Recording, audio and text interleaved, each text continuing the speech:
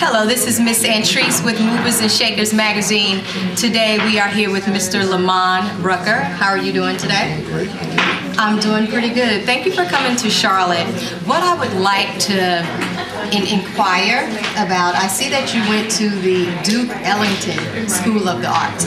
Now, me, myself, I'm a huge jazz fan. I'm going to tell you why. Okay. My great-grandfather happens to be Louis Armstrong, which is saxophone. Okay?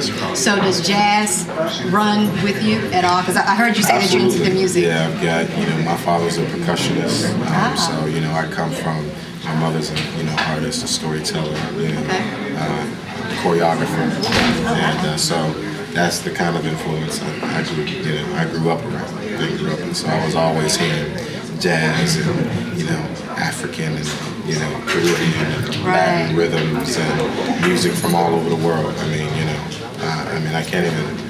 It's impossible to even count all the influence, and that's the thing. I think the exposure to it, to it all. Yeah, it's definitely been an asset. I think an asset is definitely something that I think has helped to cultivate my own creative spirit. Right. And just being exposed to some of the incredible stuff, some of the other genius, not just of our people, but of other people around the world.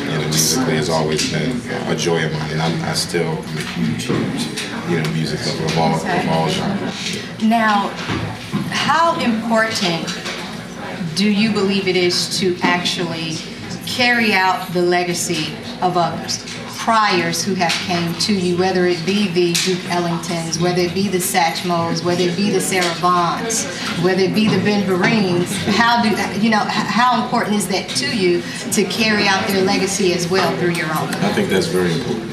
I believe that that's how life works. People who are here, and even those who are no longer physically here, are definitely here in spirit. Their gift, their legacies, their spirits have definitely manifested themselves in other people, those of us that are standing here. And I'm sure in some form or fashion, people feel that. It just takes a certain amount of evolution and maturity to kind of accept it and choose to own the responsibility and be accountable for what kind of responsibility that is. So that's absolutely responsibility that I hold, that I carry, that I accept.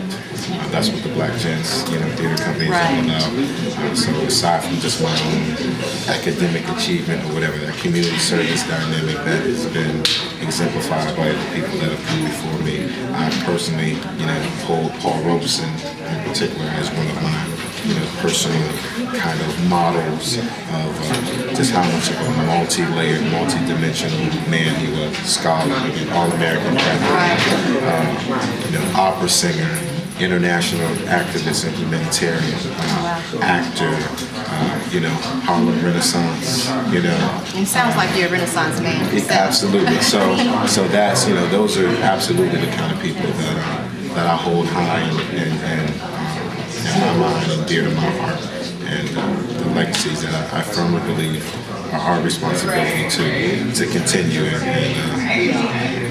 and embody. They're still here, and they live through the rest of us.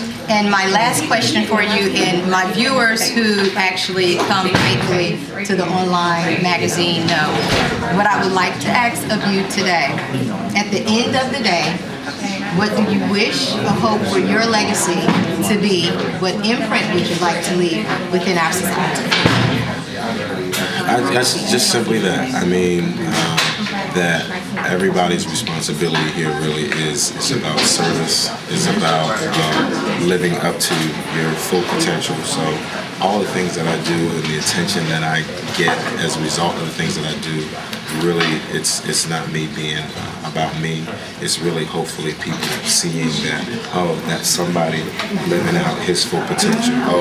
There it is. That's somebody who's modeling what serving other people is supposed to be about, and showing that it's possible, showing how to do it, and proving that it can be done. There's somebody who's a financially responsible person, who's who's a disciplined person. I don't have a criminal record. I don't have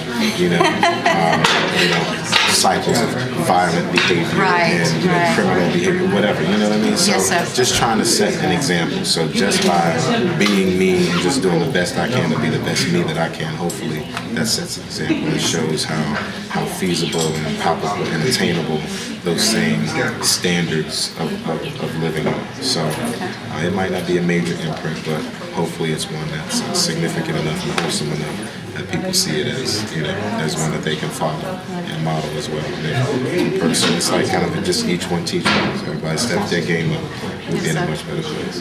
Again, this has been Miss Antrice with Movers and Shakers magazine, and today we were here with Mr. Lamman Rucker. Thank you, sir. Thank you. It was a pleasure.